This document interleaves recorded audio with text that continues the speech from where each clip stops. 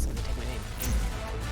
Hey everybody, welcome to Game Day View, presented by Mercedes-Benz. Patrick Claybon here with Greg Rosenthal and Cynthia Freeland. It's week 11. I got a strong two sitting next to us as we, guys, had some chaos at the top. There were dual crowns. Now we get to see who wears the crown this week. Right? No, nobody really cares who does well between us. They care about the analysis and what's going. Wow, are we going fake humble? We might as well find out. Are we going fake humble now? While we're here. Well, you guys were tied at the top of the standings last week. Greg goes 11-3 to move back up top, and now he's got the crown at 103-49. Cynthia 101-51, and then I am struggling, clawing my way to 100. You're fine. You're right there. You are right there. Only one place where we could start this week, and that's with the Kansas City Chiefs and the Buffalo Bills. Mahomes versus Allen, one of the best rivalries in the NFL. Two stars always seem to be on a collision course to meet in the playoffs, where Mahomes is 3-0 against Josh Allen's team. For a quick look back at their postseason matchups,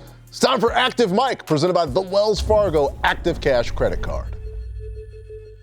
Let's keep this energy. Let's go. Every single play. Everything you got. Everything you got beside you. And let's go find a way to get a win. It's our night. You leave everything out on this field. At least don't shout. Come out. Do not hold back. Everything we fought for is right here. Gonna run a float pass. This side. Touchdown. And it's human pyrotechnics dressed in red, white, and gold. 3 touchdowns in the last minute and 45 seconds. Bills have the lead, 36-33, with 13 seconds remaining. Mahomes looks to throw it. Pump faking right side. He wants it. A comeback. It is caught by Kelsey. Touchdown! Kansas City have won this incredible divisional playoff game. Gonna roll out to his left. Nowhere to go. Fires to the end zone. And it's caught for a touchdown. An unbelievable flick of the wrist. Fake a pass. Now he'll run it. 35-yard line blocker. 30, 25, inside the 20. Chiefs 27, Bills 24, 1:47 to go. And the kick is no good. Hell of a game, dog. Hell of a game. Hell of a game, man. Yeah. And the rivalry continues Sunday. Mahomes and the undefeated Chiefs heading to Orchard Park, while Josh Allen and the Bills hand KC. Loss number 1 on the season, Cynthia. I actually think that they will. I'm looking at this matchup. I have 26-22, a 4-point win for the home team. There are some question marks in the injury report, like Spencer Brown, that could make some differences. However, I still think that Josh Allen against the blitz, which we know Spags is going to throw his way, is just too big of a selling point in this game. 11 touchdowns, 0 interceptions, 705 yards, number 4 in EPA, number 4 in pass rating. Would you like me to go on? Please. That's actually all of it. But basically, he's really, really good against the blitz. This offense is tailor-made. This is the game that they set their clocks to up there in Orchard Park. When is the Kansas City matchup? Yep. It's this week, and that's a really big deal for them. I got to say, we've done this show together a long time, and this year I feel like I get a feel of the model. I'm surprised the model has the Bills not only winning this game, but covering. And I'm with the model on this one. I have the Bills winning 24-20, and it's because partly of the Bills' defense, which is solid year after year. And this year, they're getting outstanding potential all-pro play from Greg Rousseau. He is top 5 in the NFL in terms of quick pressures. That's 2.5 seconds or less. Patrick Mahomes, maybe not moving quite as well the last couple of weeks because of his ankle. I do think this is a week where they can at least contain him in the pocket. The left tackle has been struggling for the Chiefs. Rousseau's likely lining up at right tackle. I think he can win that matchup. And they showed that all those games, and it gives you this impression that the Chiefs own this rivalry. Well, not in the regular season. And that's what we're picking today, the regular season. The Bills have won the last few. In the regular season, I like the Bills at home. Yeah, I've lost a lot of games on this show picking against both of these teams. And I feel like things could go either way. But you mentioned this regular season matchup. This Buffalo Bills team is kind of hurt. Josh Allen had his first 2 interceptions against zone coverage last week without his top wideouts. Khalil Shakir only had 8 targets beyond 10 yards from the line of scrimmage. That's this season long. Particular statistics. Dalton Kincaid and Amari Cooper, if they're doing cartwheels and warm-ups, I'll text our producer Hytham and I'll say, hey, I believe. But this Chiefs defense is so good, as they have consistently been. And the reason that this Bills team has been so good is we've seen safety Josh. We've seen Josh not make the mistakes. But I think he has to be YOLO Josh Allen to win this game. And I don't know if YOLO Josh Allen can beat this Chiefs team. So I'll take a stray bond here and go. I mean, you're taking a stray bond on an undefeated team. That's we are. Yeah. That strategically, it's hard living out here, folks. Strategically, that's an interesting move by us. Anyways, whatever. Yeah, we'll see. We'll see how things go. We'll do some math on the game, Cynthia. Will Patrick Mahomes have over or under 240.5 passing yards on Sunday? I have him slated for 229, which is considerably less than. Remember, my model tends to be pretty conservative, yes. But 229 is quite a bit fewer than 240. When I'm looking at what you're talking about, Greg Rousseau, but there's also other pieces. This is the reason that they brought Von Miller onto this team, was to stop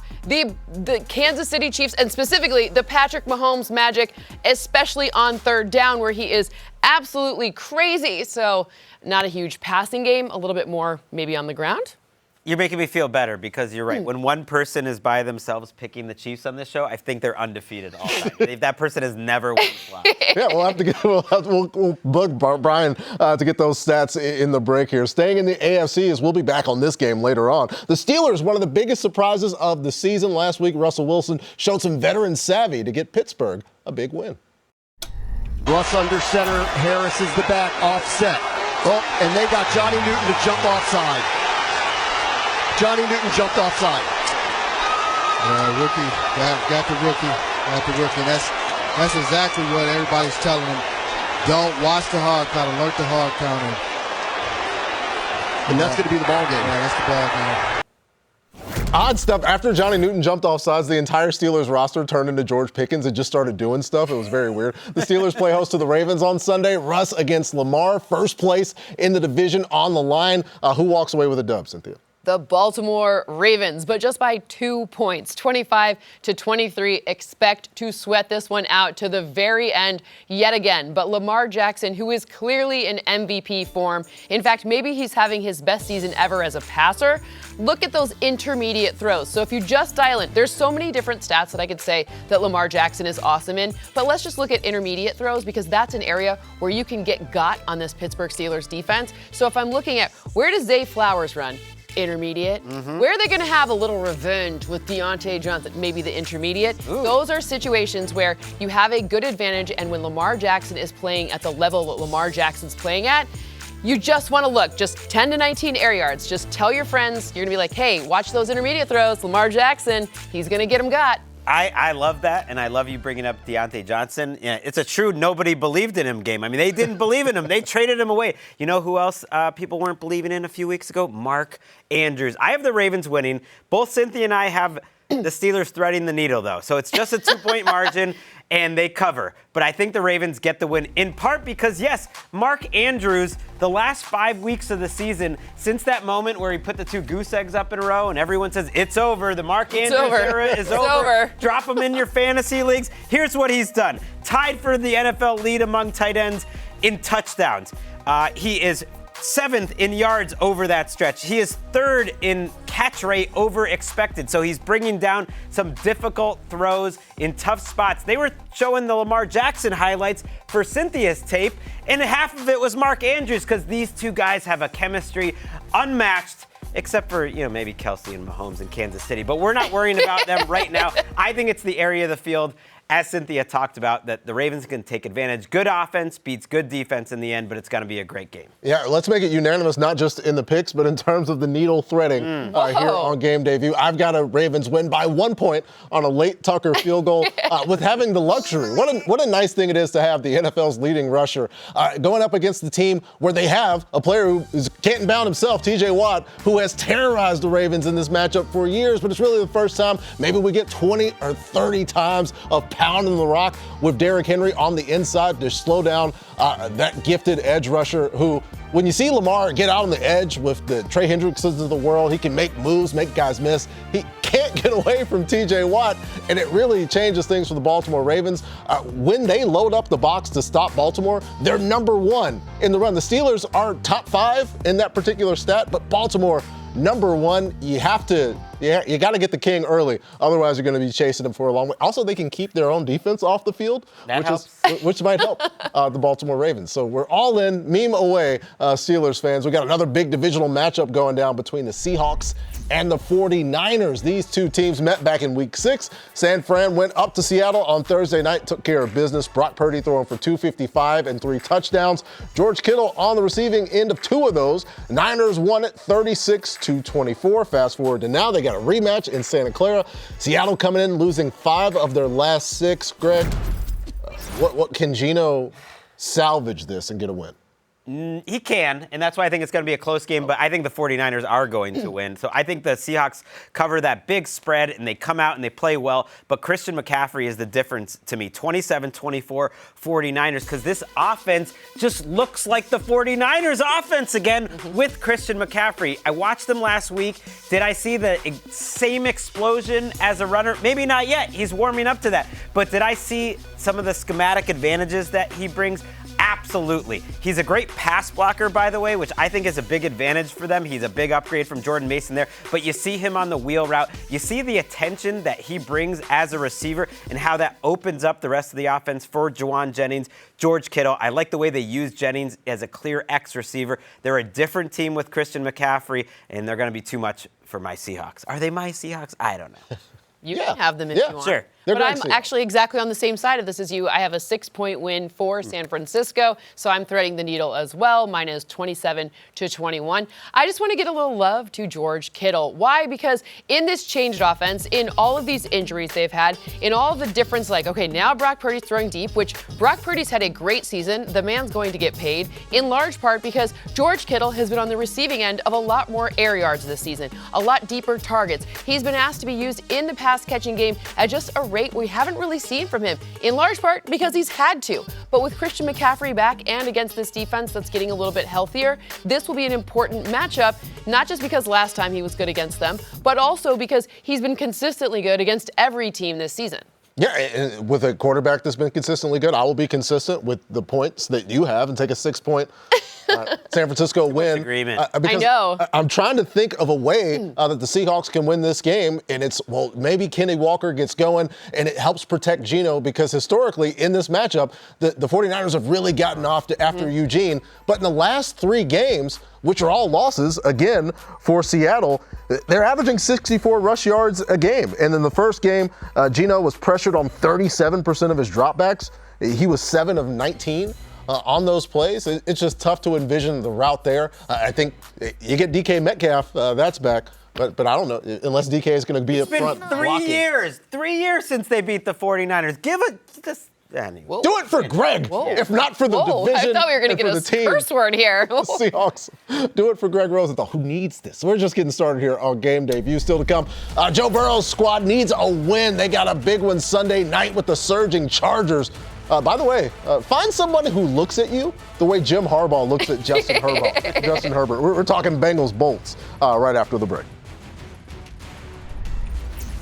NFL Game Day View is presented by Mercedes-Benz and the Holiday Love Celebration. Celebrate the journeys that bring us closer together.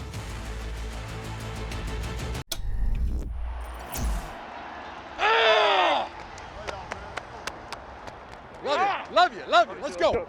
I think we should just run it. 100%. Hey, pretend like you're throwing a pass here. Like, Well, backside. Yes. I mean, I could. Yes. Or the other side. Or the other side. Both sides. And they're going to go empty. Herbert rolling to the right, and here he goes, Herbert into the end zone. That's a beast. Beast mode, baby. My guy. That's my guy. Way to run. You're a beast. I'm calling you beast from now on. You're such a beast for holding on to that ball. It's time for the Drive to Excellence, presented by Mercedes-Benz. Herbert, a.k.a. the Beast, as Jim Harbaugh says, the Chargers, playing host to the Bengals Sunday night. Joe Burrow's team coming off a devastating Thursday night loss to the Ravens. What do you think takes place, Cynthia? I think the upset takes place against her beast, or whatever he's calling it. 24-23, Cincinnati Bengals win this one. Why? because that guy Joe Burrow also has that guy Jamar Chase and potentially even T. Higgins, but especially against zone coverage, which is something we see a lot of from the Chargers. What does Jamar Chase do? Oh, just all of the yards after the catch, all of the catches, all of the things that you want a wide receiver to do. He has all of the yards at them, right? Like, this is a very bad matchup for this defense. If you look to see the quality of the quarterbacks that the Chargers have faced so far this season, I know Patrick Mahomes is on that list. However, I think right now, the way Joe Burrow is playing with Jamar Chase on the field, that to me forecasts the upset. I'm right there with you, Cynthia. I agree. I've got a Bengals win as well, 26-24, because looking at that Chargers defense, to Cynthia's point, let's look at the way that they've gone through this season. Here's a game against the Cleveland Browns. That's one of 5 teams that the Chargers have played. I know that nobody's scored 20 points, more than 20 points against this team, but look at the schedule. There's one against the Raiders with Gardner Minshew, early season Bo Nix. That Patrick Mahomes win came before the Nuke Hopkins trade, and it also came while they just lost Rashee Rice. Together, these teams, the Panthers, Titans, Browns, and Broncos, average 17.6 points a game. That may be why they haven't had anybody score 20. Wow. It's not to take a shot at them. It's just to say this Bengals offense is very good. Face while both of us were giving our analysis. He's sitting there being like, it's offensive what's going on right now. You want to talk about? I like them. You want to talk nice about team. an easy matchup in this game? You know who the Chargers get to face? The Bengals defense. They've been trash all year. You're gonna give me a Just Greg in Los Angeles with the Herbeast across the street? I'm loving it. I mean, what an easy matchup. Yeah, Joe Burrow's great, and he has to go up against a great defense. That cancels each other out. Meanwhile, you got Herbeast running through one of the weakest secondaries in the league. This rush defense is weak. Justin Herbert right now is doing things on the football field. I'm like Jim Harbaugh. I mean, I'm losing my mind here. Harbaugh, they're combining. He's just so physically impressive. The combination of the running ability and then the deep passes, and the weakest group in this game is the Cincinnati Bengals. It's the reason why Joe Burrow is having one of the best seasons out of any quarterback in the league and putting up 30-plus a game, and he keeps losing those games. And I think the Chargers are built to win a shootout. That's what they're going to do. All right, just Greg going with the Chargers. We'll stay. Trey Hendrickson call. He's coming for you. Okay, Rashawn Slater, we got tackles. Maybe they'll actually be able to sack Greg. Handle it. Staying in the AFC, the Broncos almost shocked the defending champs last week. Almost. And now the Chiefs are hoping to try to block a field goal, a bad snap, or a miss by 9-year veteran Will Lutz. Placement is down. Lutz's kick is blocked! It's blocked! It's blocked! The Chiefs blocked the kick! They're going to stay undefeated! Kansas City wins this game on a blocked field goal! The Broncos trying to rebound after that gut punch last week. They play host to Kirk O'Chains and the Falcons. Do the Falcons bounce back from also a pretty nasty loss? Yeah, no. I gave my score before all of the injury reports are final. So right now I have 22-21 in favor of Denver. It gets even more dramatic in Denver's favor because Zach Allen's back. He's good. He's on the, that is a huge deal up the center right there. But I really want to talk about Bo Nix. Why? Because his O-line has really been helping him out a ton. If you look at the battle of the trenches, the Broncos actually win both sides of this. But Bo Nix has done the thing that everyone kind of rolled their eyes when Sean Payton's like, we're going to have him use his athleticism strategically and then start making easier passes and then roll out to deeper passes. He had a ton of yards to Courtland Sutton against the vaunted Kansas City Chiefs defense last week. So the guy is making these next level passes already. And we, like I said, Sean said it. We were all kind of like, okay, whatever. We'd seen Bo Nix play a billion college games, but he's actually doing it. So it's pretty darn impressive. Right, and he's getting supported by guys up front, pass protecting, but also in the running game. I think Audric Estime, not just a good fantasy pickup, but in reality, I think he's going to be an upgrade from Javonte Williams. I have the Broncos winning this game 23-17. Just a little more juice, I think, in the backfield right now. He can bring you some big playability and toughness in between the tackles. This Falcons, front line, to me, they're just not tough, and these are two teams that are close. If this game was in Atlanta, maybe I would feel differently. But I'm also applying the rarely used just like Greg test here that the Falcons don't feel like a 7-4 team. They feel a lot more like a 6-5 team. Both of these teams feel like 6-5 teams. So they're going to find their level with the Broncos win. Yeah, and that will be exactly even, as we are exactly even, and all taking the Denver Broncos in this matchup, because it's something where Cynthia talked about the bonus of the Denver offensive line. They're going up against, objectively, the worst pass rush in the National Football League. Bo Nix will have time to throw, he'll have time to pick his spots in the secondary, and he'll also have time to scramble, something he does at the 5th highest rate in the league. He's also top 10 in time to throw, taking over a whole 3 seconds to get rid of the ball. The Falcons with the lowest pressure rate in the entire league. So just as a fun thought experiment, I want to see how long Bo can be back there chilling against this Atlanta Falcons defense. We meme away, sing away. He's going to be like, oh, okay. Just check my watch. Patrick? We've already seen what his fellow rookie Drake May could do, scrambling around for 11 seconds. Maybe he comes back and goes even longer. Still to come on this show, he's back. Anthony Richardson starting once again for the Colts. Bullying works, everybody. He's got a huge matchup against Aaron Rodgers and the Jets. Can either squad turn things around and make a push for the postseason? Find out what we think. Coming up next on Game Day View. Want more football stats? Just ask Siri. Who leads the league in touchdowns?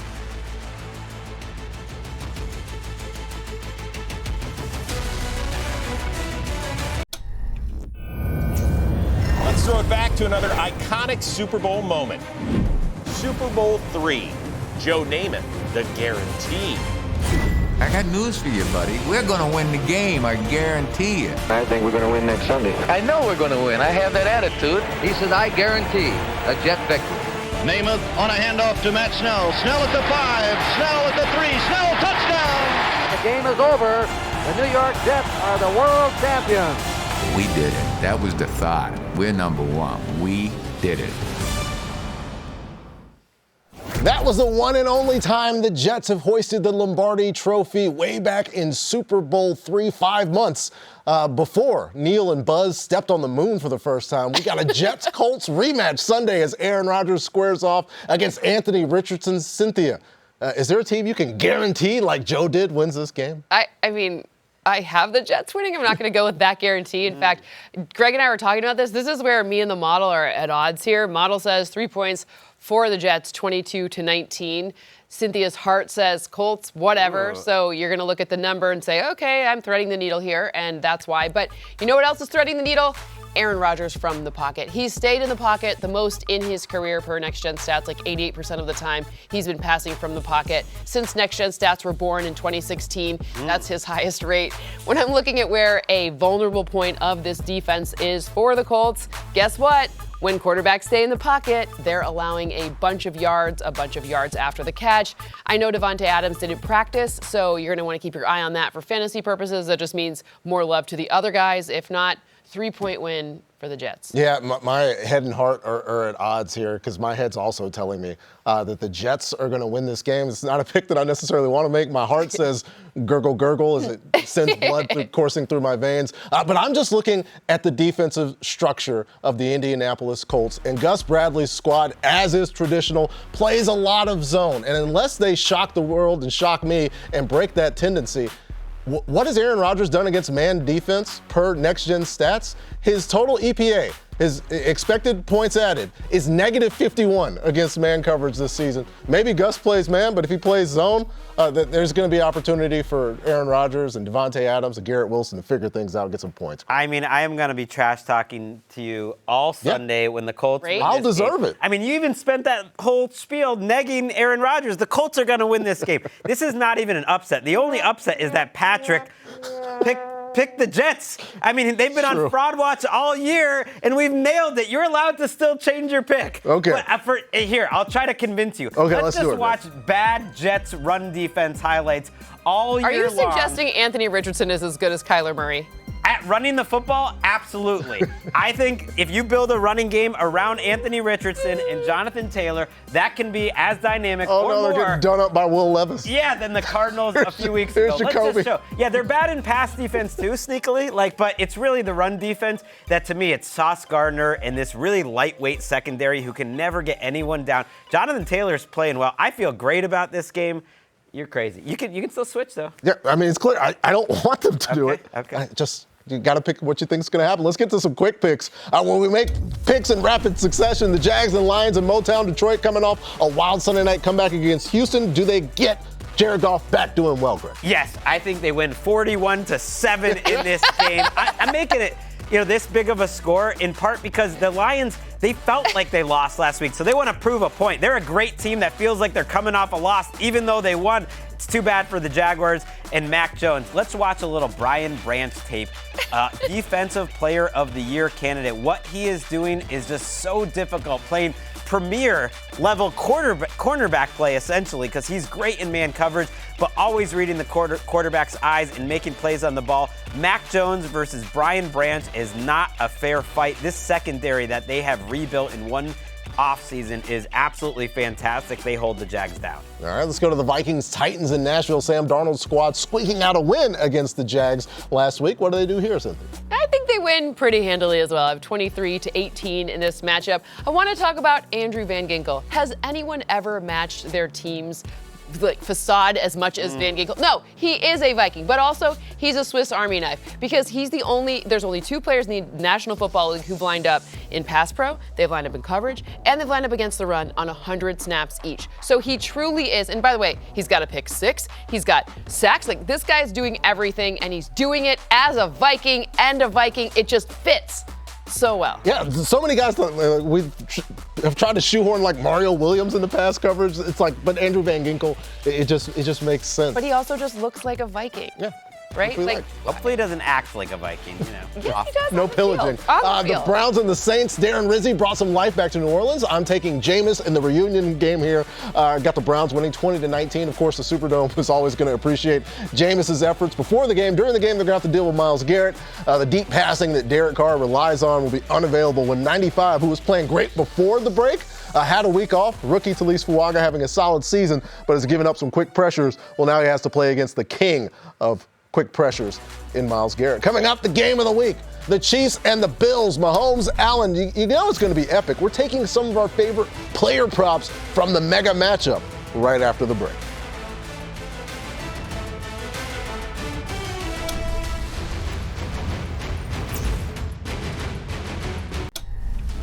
Upgrade your Sundays with NFL Plus Premium and watch live, local, and primetime games on mobile devices, plus NFL RedZone, game replays, and more. Sign up today at plus.nfl.com. Subscription required for NFL Plus Premium.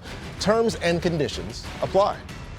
Time for this guy or that guy here on Game Day View. The Chiefs and the Bills in the game of the year. Player props for the star players in the game, starting with Greg Rosenthal. Who's more likely to throw over 1.5 touchdowns? Patrick Mahomes or Josh Allen? I'm going to go with the guy who's been throwing more touchdowns all year. That's Josh Allen. He's putting up those digits. I think it could be an MVP season for Josh Allen. A very difficult match. But I see how it says pass TDs. Obviously, if you get overall touchdowns, if you could include rushing, it'd feel like a home run.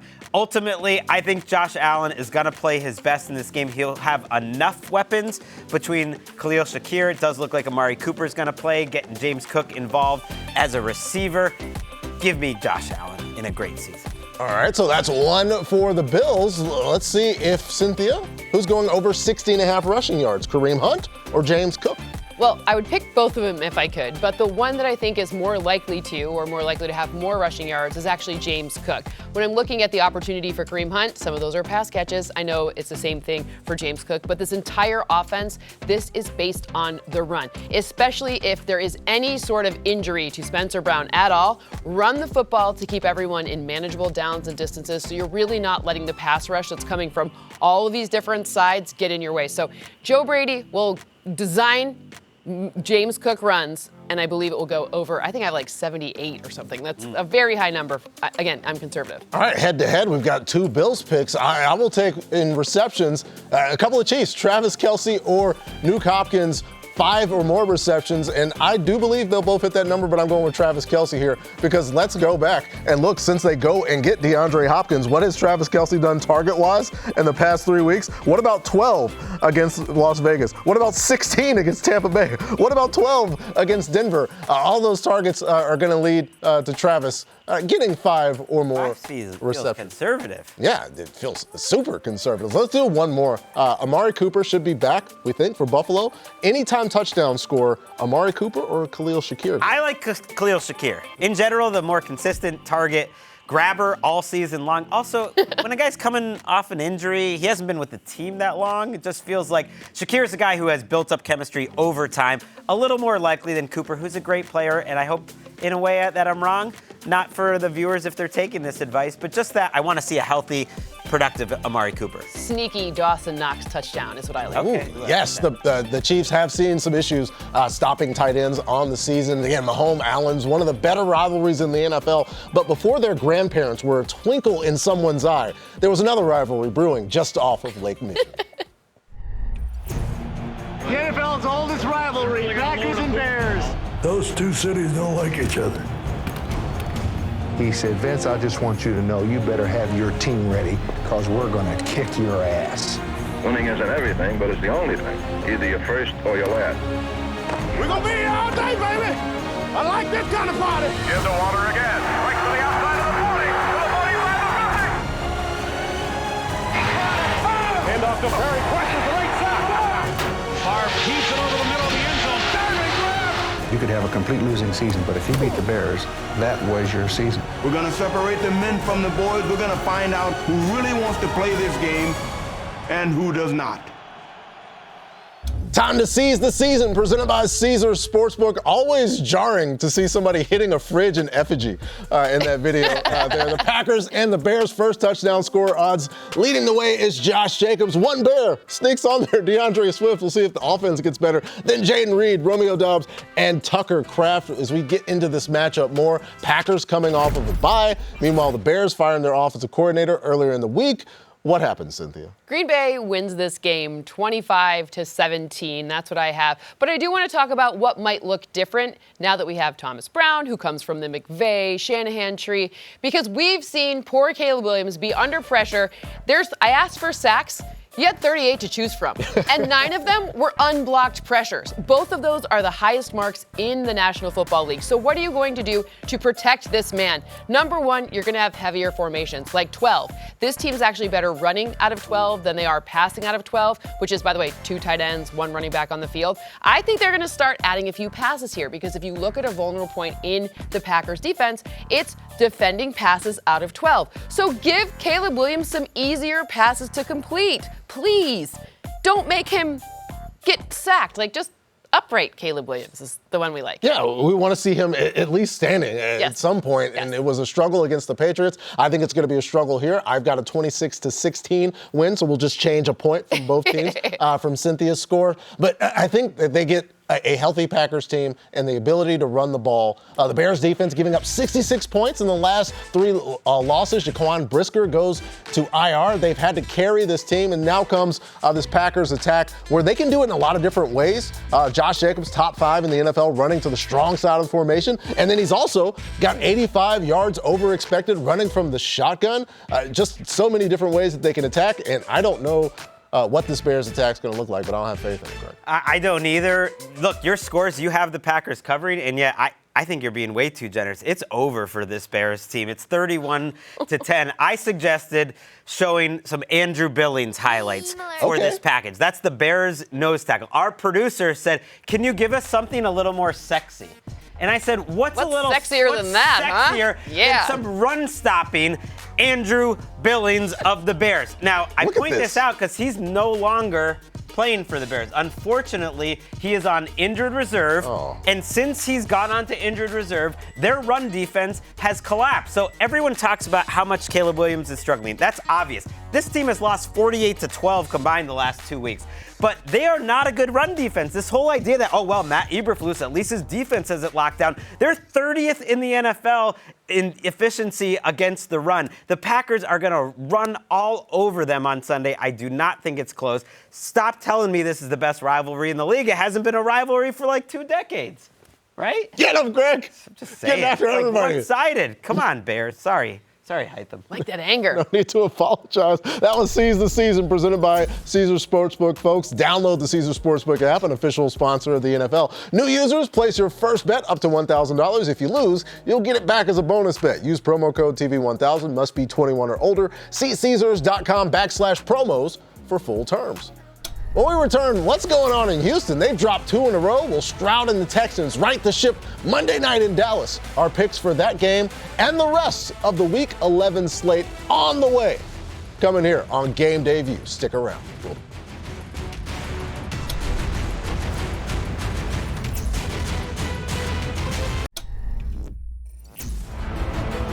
Kick is away, and it hit the upright. Younghoe Koo. Placement is down. Let's just kick. It's blocked. It's blocked. It's blocked. The Chiefs blocked the kick For the win in Munich. Kick is up and it is up and through. It's good. 52 for the win. It is just good. Jake Bates, hometown hero.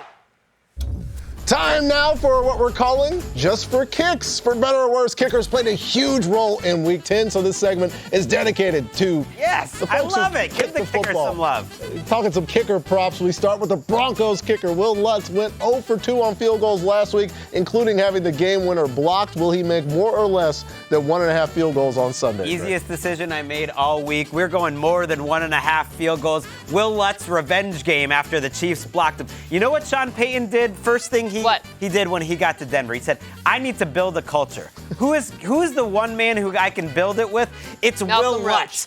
I'm going to send a draft pick to New Orleans. It's not a conditional draft pick. It's a straight up pick for Will Lutz. He's going to come to Denver, and he's going to be hitting moonshots through that thin air. More than 1.5. All right, so let's go to Jake Bates, Cynthia, because he was money last week for the Lions. He almost still counts in the NFL. Will he score more or less than 8.5 points? It's a huge number against the Jags. I don't care. The answer is more.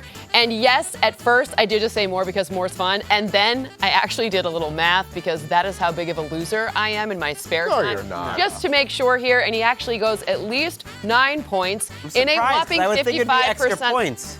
In a whopping 55% of simulations. So maybe it has something to do with the fact that they aren't playing this like a game where they're favored that highly because they're coming off a loss, right? So perhaps it's that. But that's model surprised me even. Let's go. All right, so we got a couple more. And Younghoe Koo went 1 for 4 on field goals last week. The question asked to me is, will he score more or less than 6.5 points Sunday against the Broncos? I say it's actually less. And it's not anything to do with Younghoe Koo. I think he'll kick great in the atmosphere. It's just going to have to be from deep because I think the Denver Broncos will move the ball. Field position will not be good. And so Younghoe Koo, and maybe he gets a 65-yarder. Maybe there's a 58-yarder in there. But the Broncos are going to have the ball. There's not going to be a lot of opportunity. And I think he gets a chance to bounce back. But 6.5 points is just too much. So I'm ruining the fun. It's a less. It's okay. It's still fun. Bummer of a year. Listen to this music. How can you not have fun with this music? Yeah, fun. Taking us through. So that was Just for Kicks here on Game Day View. And folks, Salute to Service is the year-round effort by the NFL and its charitable partners to honor, empower, and connect with our nation's service members, veterans, and their families. At this time each year, the NFL reinforces its support and gratitude to those who have served and those who continue to serve. Visit NFL.com/salute to learn about the NFL's impact with its Salute to Service partners. Let's get some more games in, get some more quick picks. Rams and Patriots. New England fresh off the beatdown they put on the Bears. Do they do it again here, Greg? I believe the Rams get this victory. I believe they covered the spread too, 23-17 in this game because of the defense. It's just such a mismatch. Drake May is doing the best that he can back there, but I thought even last week against Chicago, a little up and down out of the rookie quarterback, and now you have to go against one of the best defensive lines in the league. It's time, we can just call them that. The numbers say it, the eye test says it, the talent says it. Jared Verse and the rest of this gang with Kobe Turner, that is such a big mismatch. I think the Rams win, and they win big enough because of their defense. Write it down in pen as well. A Kyren Williams return to the end zone. It hasn't happened in 2 games. It hasn't happened on the ground in 3 games. But I like him to score a touchdown this weekend. He is due. Let's go to the Raiders and Dolphins, the team that beat the Rams as they try to win 2 in a row for the first time all season. Do they get it done here? Yep, They do. 26-17 in this matchup. I know that there's a lot of different things on this offense for the Raiders, but one thing that's consistent for the Dolphins, number 10. If you're looking at the opportunity when there's quick passes to number 10 in space, the Raiders defense, they don't have any answer to this, really. They don't have any good answer. So both him and Achane are going to have huge games. I think that is a difference maker. And also the catch and run, I know I feel mean to the Raiders because I think it's going to be exciting with the new offensive coordinator, some great new things going on, but I still think Dolphins get it done. I disagree. I think the Raiders cover. I just think 7 points the Raiders are going to win. It's too much for this Dolphins team. Bad offensive line right now, and the Raiders pass rush is pretty good. All right. Well, we'll see. They did get some time off. Let's go to the battle for Texas going down Monday night in Dallas. Texans coming off a devastating loss on that Jake Bates field goal. I think that they bounce back here and win it 23-10. And congratulations to C.J. Stroud because he gets back the leading receiver for the Houston Texans. Yes, still, despite not playing since October 6th, Nico Collins still leads the Texans in receiving yards to play against Cooper Rush or Trey Lance. Nico won't have to play against the sun because the game's at night. So a big win and a big bounce-back win for the Houston Texans. We're not done here yet on Game Day View. Up next, we're giving you some of our favorite player props for Week 11. Greg's didn't hit last week, so he owes you all his cell number. Or the week before. Which we will give you. Or the week before that. Numbers going out one at a time when we come back here on Game Day View.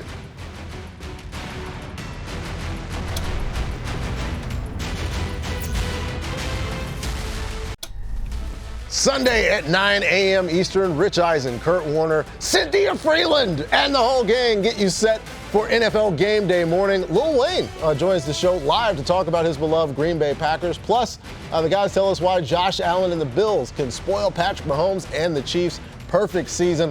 All that and more Sunday at 9 a.m. Eastern. I am not shorter than Ian. Right. You are not shorter than Lil Wayne either. No. Another member of the cast now that you're taller than.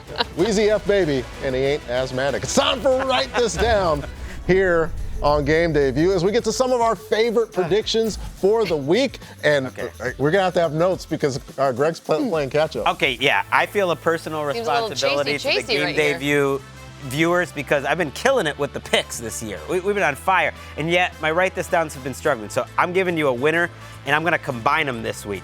2 picks. Smash them up. Packers covering the 5.5 points against the Bears. One of my favorite lines of the whole season. This Bears team, it's over. Like, they have given up on this coaching staff. They're not talented. They're not cohesive. It's not happening. Packers cover. But you put that in one bucket, and you combine it with Josh Jacobs' 71.5 rushing yards more. I told you earlier how bad this rush defense is without Andrew Billings, the sexy Andrew Billings. That Josh Jacobs rushing attack for the Packers is going to be sexy as hell. He might hit this in the first half. So Packers cover. Packers and Josh Jacobs over 71.5 rushing yards. You missed the opportunity to package the picks. Come on. He's literally package it. Anyways, so let's go with mine. I have Alvin Kamara to have more than 39.5 receiving yards. You talked about those Myles Garrett pressures. They're coming fast, baby. Derek Carr is going to need to get rid of the football. Are there the regular, normal amount of receivers for him? No. He was finding guys that we didn't even think would be a part of the game plan last week. So if you don't think Alvin Kamara is going to have at least 40 yards, yikes.